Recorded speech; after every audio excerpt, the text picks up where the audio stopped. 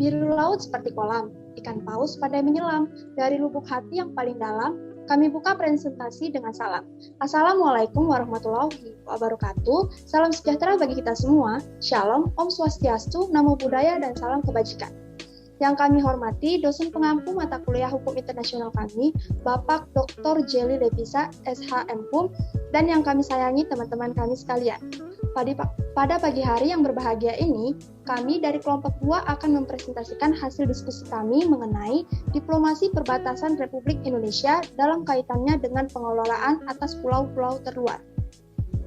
Sebelum itu, izinkanlah kami memperkenalkan anggota dari kelompok 2, yaitu next.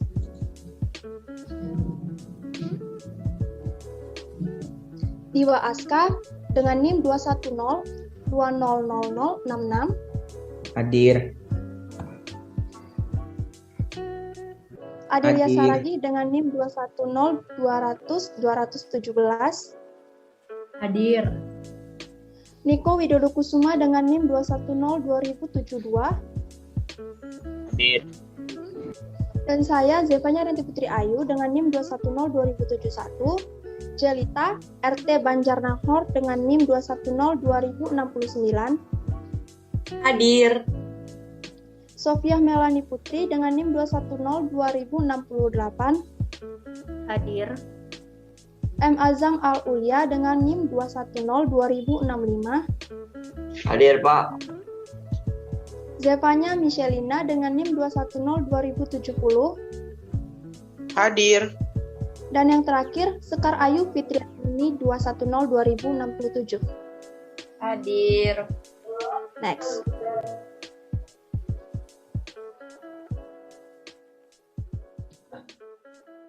Dalam presentasi kali ini, kami membagi topik bahasan menjadi 4 bagian, yaitu konsep diplomasi perbatasan, pentingnya diplomasi perbatasan, cara pemerintah Republik Indonesia menggunakan diplomasi perbatasan, dan contoh kasus. Next.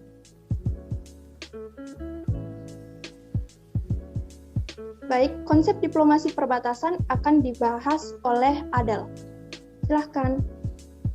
Baik, terima kasih moderator. Jadi saya akan mempresentasikan mengenai konsep diplomasi perbatasan. Next. Diplomasi perbatasan ini merupakan konsepsi yang akhir-akhir ini seringkali dipergunakan untuk merujuk segala macam upaya diplomasi yang dilakukan oleh negara, baik itu first track maupun second track diplomasi, dengan tujuan untuk mengelola kepentingan negara di perbatasan. Adapun pengertian dari diplomasi perbatasan menurut Tiva Raskamati adalah upaya yang dilakukan sebuah negara dalam mengelola perbatasan melalui 3 pendukung utama, yaitu hukum, pembangunan ekonomi, dan sosial wilayah perbatasan, serta pembangunan institusi pengelolaan perbatasan. Yang kedua, menurut Laudin Anwar, Ditjen Hukum dan Perjanjian Internasional Kemenlu RI, diplomasi perbatasan merupakan pelaksanaan politik luar negeri dalam rangka untuk menetapkan batas pada 3 matra, yaitu darat, laut, dan udara, dan pengelolaan wilayah perbatasan serta kerjasama internasional untuk mempertahankan NKRI atas dasar prinsip-prinsip politik luar negeri RI dan hukum internasional yang berlaku.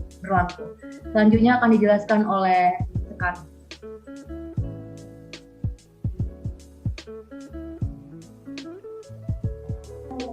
Penyelenggaraan diplomasi.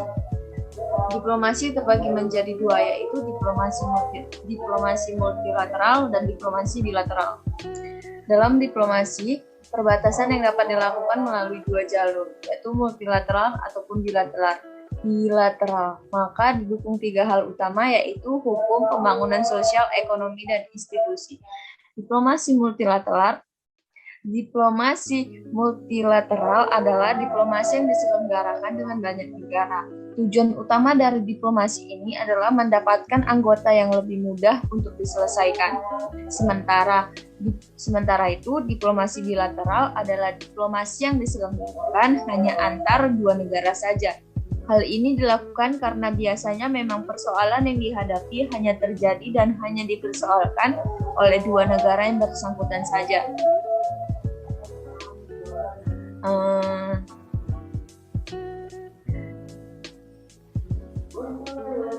Antara multilateral diplomasi dengan bilateral diplomasi mempunyai suatu perbedaan, yakni di mana jika dalam multilateral diplomasi itu mengutamakan adanya suatu kerjasama antar negara dalam suatu wadah internasional.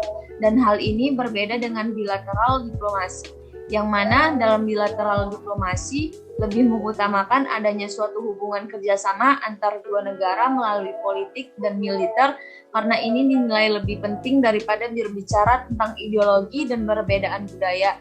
Jadi bilateral diplomasi, seorang diplomat harus dapat mempengaruhi lawannya untuk kepentingan nasional negaranya dengan cara melobi. Dengan cara melobi itu merupakan suatu cara atau alat diplomasi yang baik untuk mempengaruhi lawan secara politik untuk kepentingan nasional.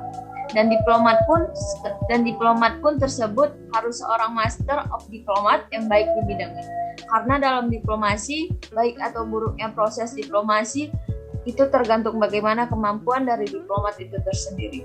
Untuk topik selanjutnya akan disampaikan oleh rekan saya.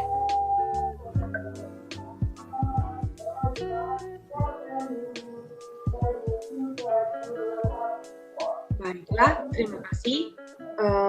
Saya akan melanjutkan topik diskusi pada poin yang kedua, yaitu pentingnya diplomasi perbatasan. Seperti yang kita ketahui, Indonesia memiliki lebih dari 17.000 pulau yang masuk dalam keadaan wilayah kedaulatan Negara Republik Indonesia. Tak heran jika Indonesia dijuluki sebagai negara kepulauan. Selain mensyukuri pemberian Tuhan atas negeri ini, kita juga wajib untuk menjaga seluruh pemberian dan mempertahankannya agar anak dan cucu kita dapat menikmatinya. Salah satunya adalah dengan menjaga pulau-pulau terluar yang berbatasan langsung dengan negara lain. Next. Pentingnya diplomasi perbatasan sebagai upaya pengelolaan pulau-pulau terluar RI. Menurut Peraturan Presiden Nomor 78 Tahun 2005 tentang pengelolaan pulau-pulau terkecil terluar, tercatat ada 92 pulau terluar wilayah negara Republik Indonesia. Ke-92 pulau tersebut tersebar di 18 provinsi dan berbatasan dengan 10 negara tetangga, yaitu yang di Australia ada 27 pulau, di Filipina ada 11 pulau, di India ada 6 pulau, di Malaysia ada 17 pulau, di Papua Nugini ada 1 pulau, di Republik Palau ada 7 pulau, di Singapura ada 4 pulau, di Thailand ada 1 pulau, di Timor Leste ada 6 pulau, dan di Vietnam ada 3 pulau. Sedangkan 9 pulau lainnya berbatasan dengan Samudra Hindia. Berdasarkan Peraturan Pemerintah Nomor 38 Tahun 2002 tentang Daftar Koordinat Geografis titik garis pangkal kepulauan Indonesia, di seluruh wilayah Indonesia terdapat 183 titik dasar, masih termasuk Pulau Sipadan dan Ligitan, sebagai acuan untuk menentukan batas wilayah negara Republik Indonesia. Dari 183 titik dasar tersebut, 92 diantaranya terdapat di pulau-pulau kecil terluar. Hal tersebut menunjukkan arti pentingnya pulau-pulau terkecil terluar dalam konteks kedaulatan negara. Next, akan dilanjutkan oleh Saudara Niko.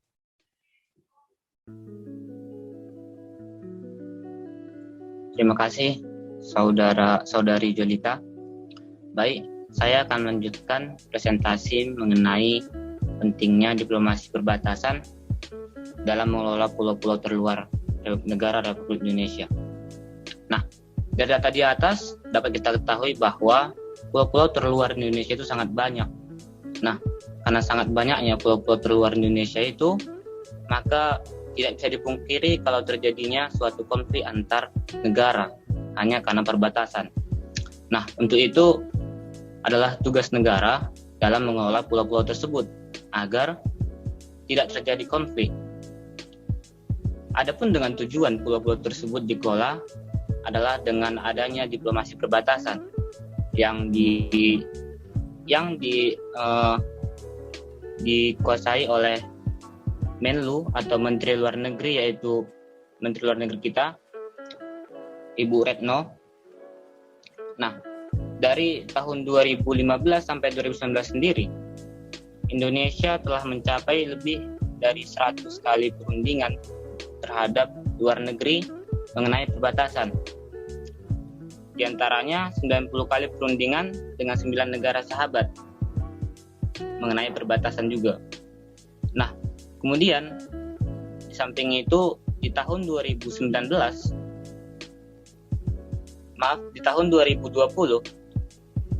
Menteri Menlu merundingkan mengedepankan cara damai sebagai wujud komitmen Indonesia. Perundingan wajib mengedepankan norma dan prinsip hukum internasional, khususnya Konvensi PBB tahun 1982 tentang hukum laut.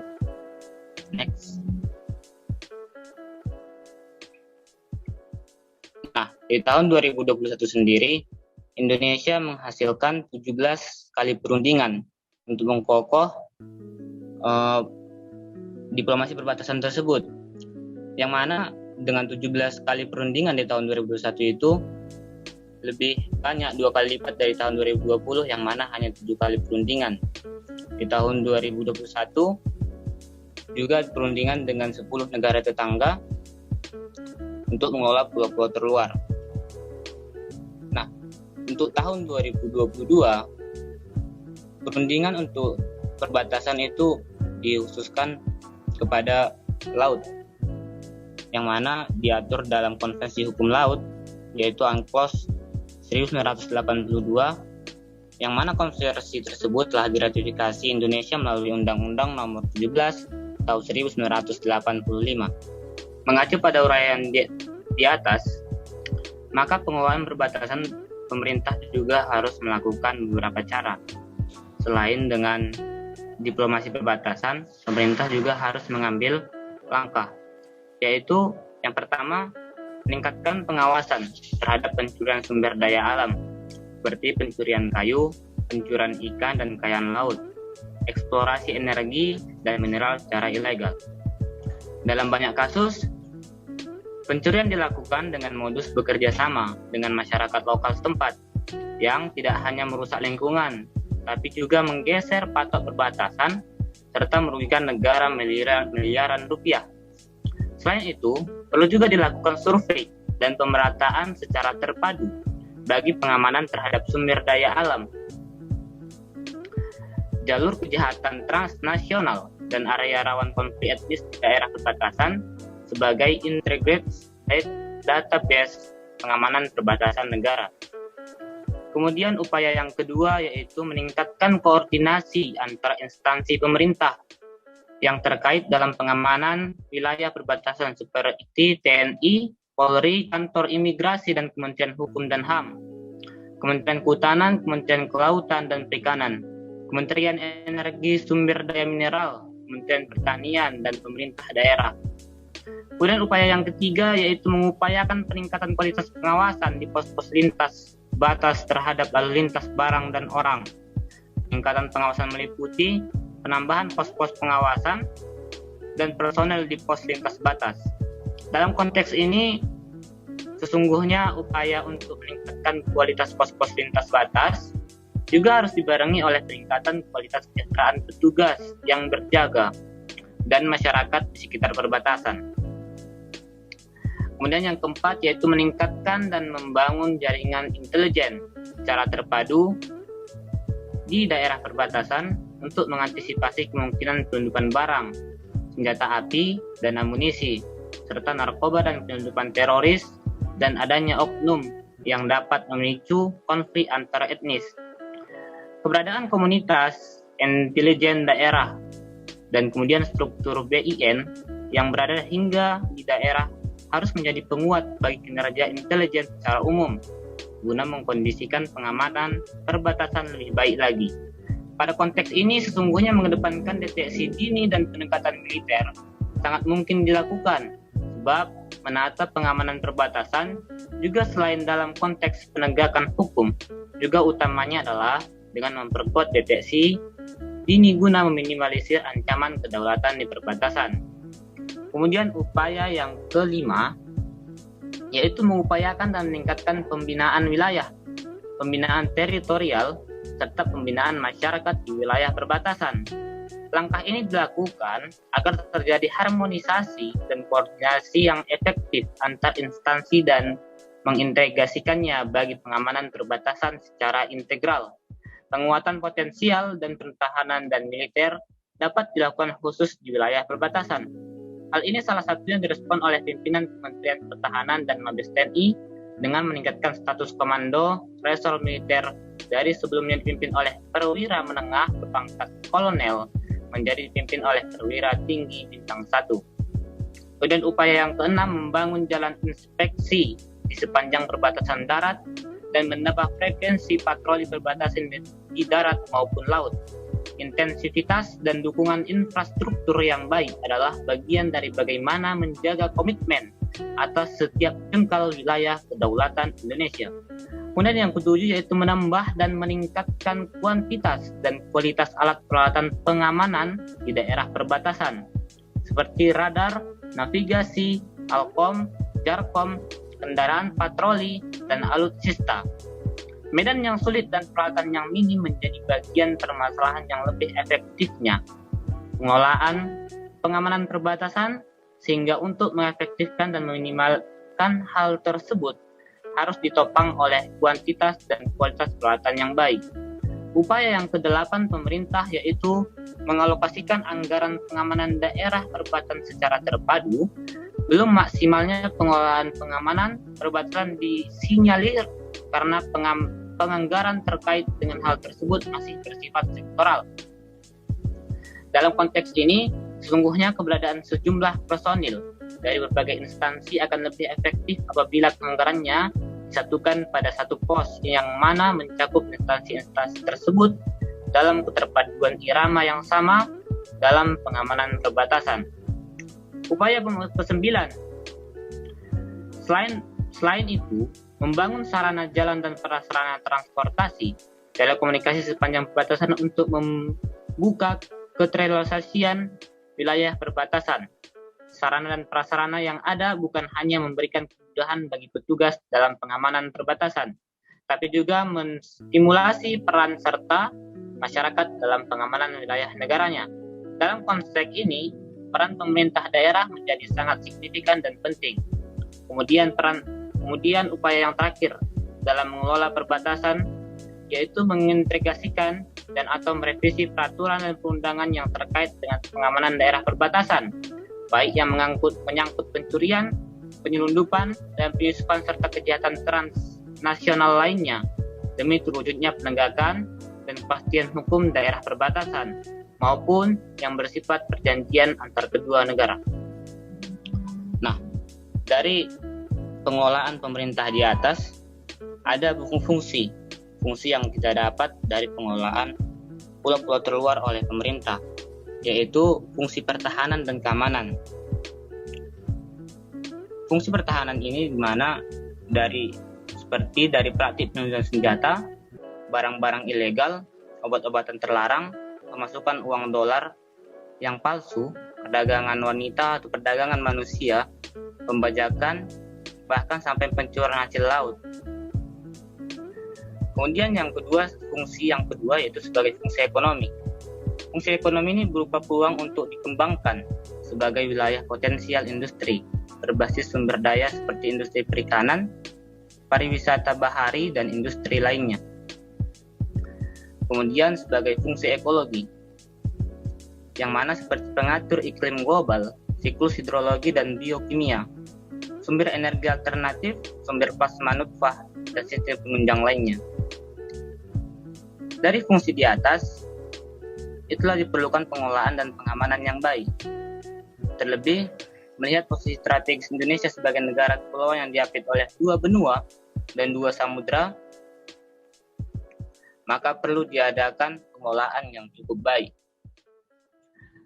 Di samping fungsi di atas, terdapat beberapa manfaat untuk mengelola pulau-pulau terluar. Yang pertama, manfaatnya yaitu mewujudkan kedaulatan pertahanan dan keamanan, di mana akselerasi proses penyelesaian batas wilayah negara laut, penempatan pos pertahanan, pos keamanan, dan lain sebagainya. Kemudian manfaat yang kedua itu menjaga kelestarian lingkungan dan sumber daya alam. Yang ketiga, peningkatan kesejahteraan masyarakat. Demikian yang dapat saya sampaikan. Selanjutnya dipresentasikan oleh saudari Sofia.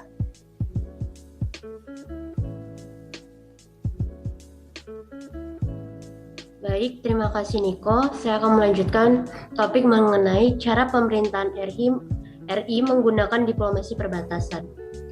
Negara Indonesia adalah negara kepulauan yang diapit oleh dua benua dan juga dua samudra. Di mana hal ini sering sekali Indonesia berbatasan langsung dengan negara-negara tetangga, baik itu laut maupun darat. Wilayah perbatasan sebagai batas kedaulatan suatu negara secara universal memiliki peran strategis dalam penentuan kebijakan pemerintah, baik itu untuk kepentingan nasional maupun hubungan antar negara yaitu internasional. Kondisi saat ini, pengelolaan batas wilayah negara, baik batas di darat maupun di laut, belum tuntas sepenuhnya. Berbagai faktor tentunya menyebabkan penanganan perbatasan negara ini tidak mudah untuk bisa diatasi oleh satu atau dua institusi saja. Di mana berbicara mengenai kedaulatan masih sangat relevan dan dianggap sebagai suatu isu penting. Maka tidaklah berlebihan jika pulau-pulau terkecil sebagai harga mati bagi kedaulatan negara. Wilayah perbatasan yang jauh dari pusat pemerintahan menyebabkan rentang kendali dan penguasaan pemerintah terhadap wilayah perbatasan sangat lemah. Masih ada beberapa segmen batas, darat dan laut yang bermasalah atau belum ada kesepakatan kedua belah pihak.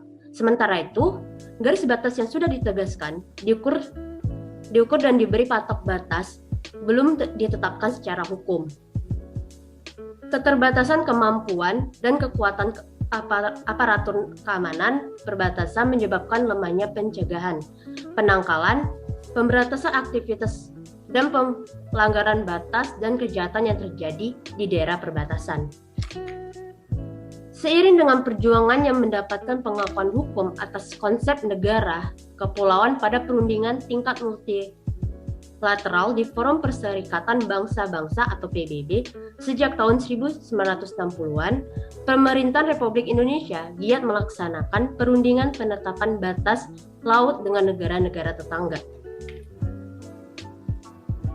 Dengan negara-negara tetangga memiliki arti penting dalam rangka melindungi dan memajukan kepentingan nasional Indonesia di wilayah laut yang berbatasan dengan negara tetangga, khususnya dalam memberikan kepastian batas wilayah dan batas kedaulatan dan hak berdaulat di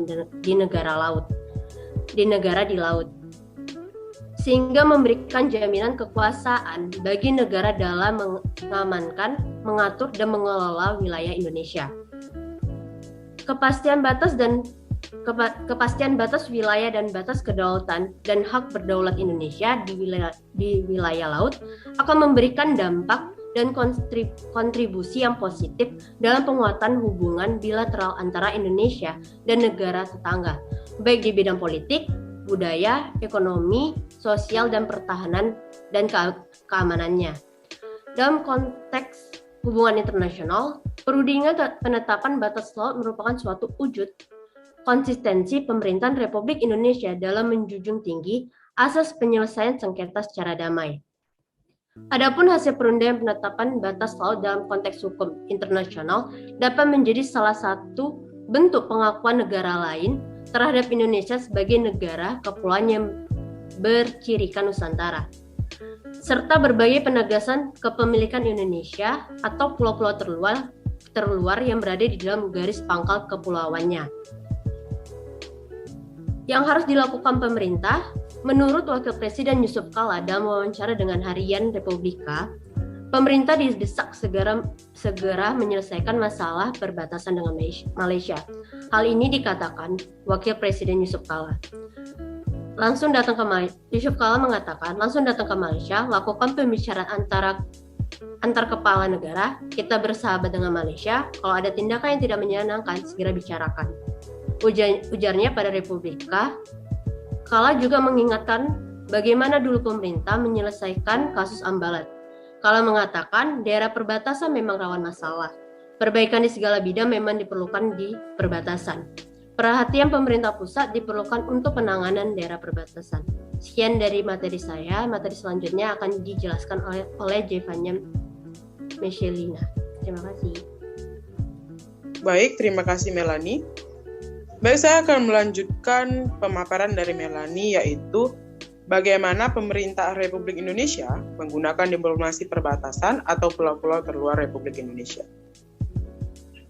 Selain melakukan perundingan dengan negara-negara perbatasan, pemerintahan juga harus berupaya untuk mempercantik dan memperkuat perbatasan itu sendiri. Badan Nasional Pengelolaan Perbatasan atau BNPB mencatat hingga pada tahun 2017 telah terbangun 7 pos lintas batas negara terpadu dan infrastruktur jalan, transportasi, jaringan listrik, serta komunikasi. Pembangunan ini telah mengubah perbatasan menjadi beranda terdepan Negara Kesatuan Republik Indonesia. Kepala BNPB sekaligus Menteri Dalam Negeri, Mendagri, yaitu Tejo Kumolo, mengatakan, kerja keras pembangunan perbatasan oleh 32 kementerian dan lembaga atau KL terrealisasi secara fisik mencapai 90,57%. Seperti pembangunan wilayah negara baik batas darat, laut, dan udara. Menurutnya, pembangunan wilayah perbatasan membuat sarana dan prasarana pelayanan nasional meningkatkan perekonomian di sekitar wilayah perbatasan. Dengan mulai terbangunnya tata niaga ekspor dan impor dari negara tetangga melalui PLBN terpadu. Menurut Tejo Kumolo, kedepannya perlunya langkah percepatan untuk mengintegrasikan seluruh organisasi perundingan mengenai batas wilayah negara di bawah koordinasi BNPB. Selain itu, diperlukan pula optimalisasi kerja keras serta keterpaduan perencanaan program antara kementerian dan lembaga serta pemerintahan daerah dalam rangka mencapai target RPJMN. Terima kasih, sekian dari pemaparan saya. Selanjutnya akan dipaparkan oleh Azam.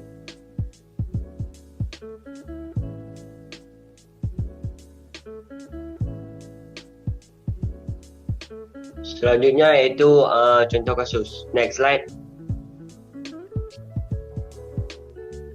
Ya, seperti yang dapat kita lihat pada gambar ini, bahwasanya Kepulauan Natuna itu sangat dekat daerahnya dengan berbagai macam negara. Ya, oleh karena itu Pulau Natuna memancing Cina dengan pulaunya yang memiliki sumber gas yang melimpah. Ya, Indonesia kemudian mengklaim bahwa Pulau Natuna adalah bagian dari ZEE atau Zona Ekonomi Eksklusif. Namun demikian, sebagian besar dituntut oleh jalur klaim Tiongkok sehingga Indonesia harus melakukan tindakan untuk memperoleh klaim tersebut. Terkait tindakan Indonesia, China menganggapnya sebagai hal yang sepele, sehingga Indonesia harus mengambil tindakan, yaitu seperti melakukan pelatihan Angkatan Laut di Pulau Natuna, yaitu gunanya untuk menentukan pada China bahwa Indonesia tidak utama dalam mengklaim di Laut Cina Selatan dan menggunakan kedaulatannya. Ya, kemudian akan dijelaskan oleh Dewa Aska.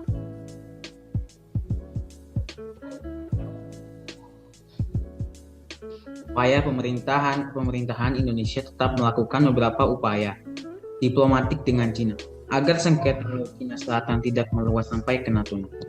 Kedua belah pihak sudah sepakat mengedepankan diplomasi dengan mengimplementasikan Declaration on the Conduct of Parties in the South China Sea atau biasa disingkat dengan DOC.